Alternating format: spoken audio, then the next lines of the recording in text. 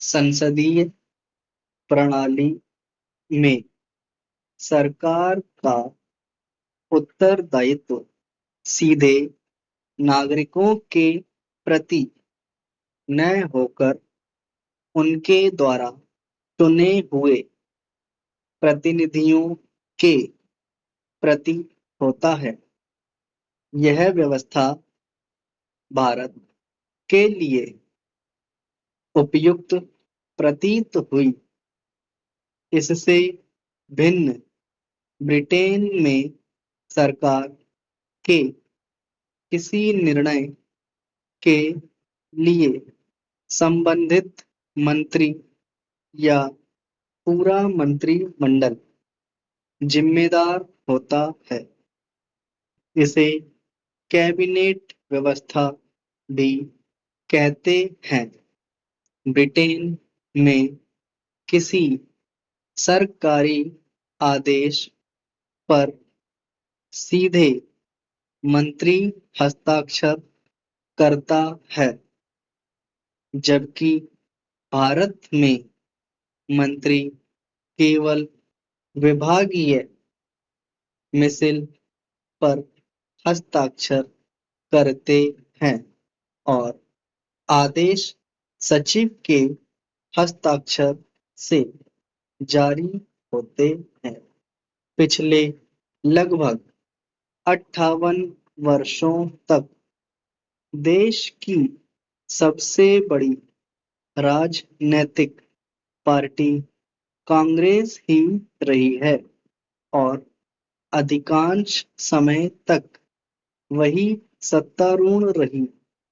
बीच-बीच में कुछ समय अन्य राजनैतिक दल उभर आए और अल्पकाल तक ही सत्तारूढ़ रहे, क्योंकि कांग्रेस लंबे समय तक अकेले सत्ता सुख भोगती रही।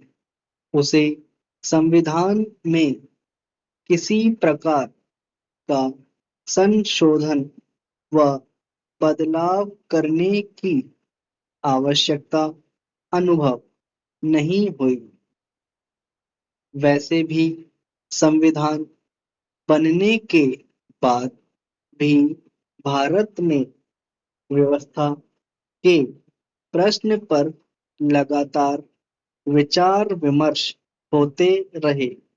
क्या संसदीय प्रणाली हमारी इच्छाओं व आकांक्षाओं के अनुरूप सिद्ध हुई है?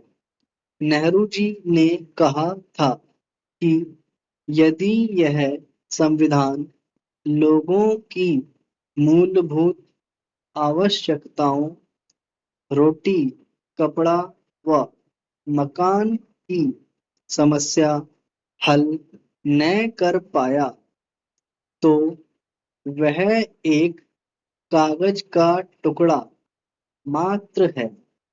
गांधी जी ने कहा था कि हमारे लिए स्वाधीनता और संविधान का मतलब है कि हर गांव को पीने का पानी जाए, परंतु आज भी पानी की समस्या क्या गांव क्या शहर सर्वत्र विकट बनी है।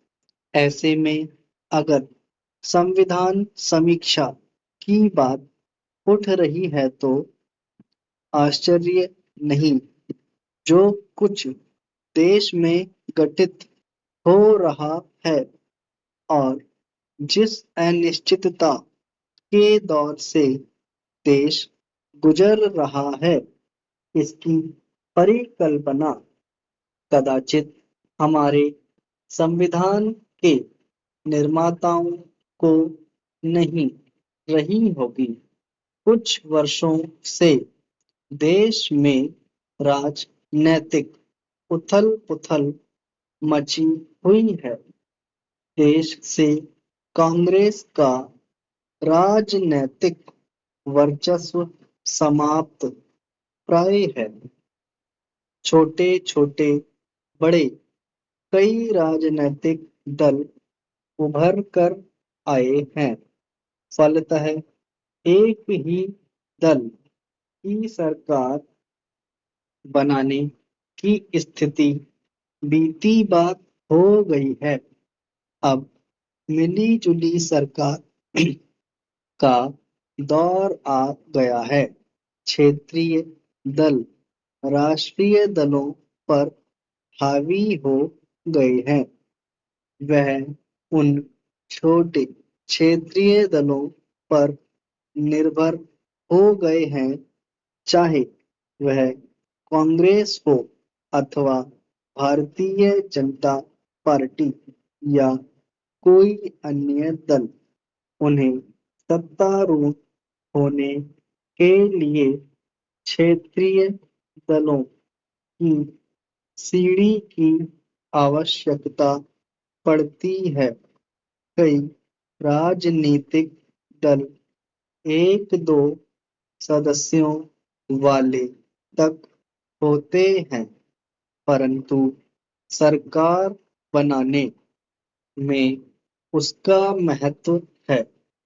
संयुक्त सरकारें अपने निजी बहुमत के अभाव में कोई उल्लेखनीय ठोस कार्य नहीं कर पाती और उनका अधिकांश समय अपनी सरकार बनाने के लिए लग जाता है। फलतः ऐसी सरकारें अल्पकालीन होती हैं।